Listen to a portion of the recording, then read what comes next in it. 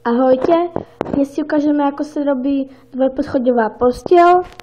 Takže musíte mať tvorivý svet a potrebujete na to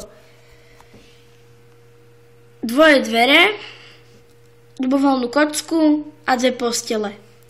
Takže zoberiete si tú vašu ľubovoľnú kocku, ako ste si vybrali. Takto dáte takto dve kocky.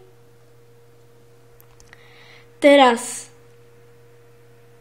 dáte si posteľ, tak tu položíte na tie dve kocky. Počkajte. Hop. Hop, pardon. Takže takto. Takto. Teraz tie kocky takto dáte dole. Hop.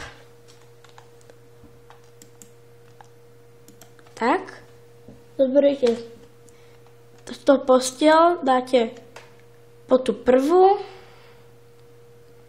a teraz si musíte zobrať dvere a dáte ich takto tady a zavrete ich.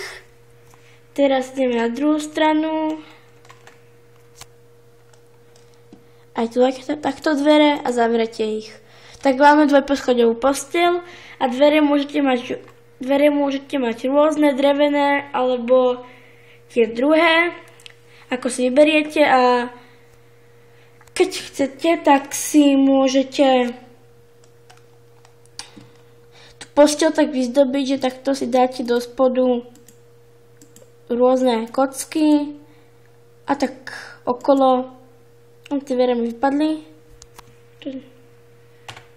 Takto. Tak. A máme dvojposchodovú posteľ, tak čauky, majte sa.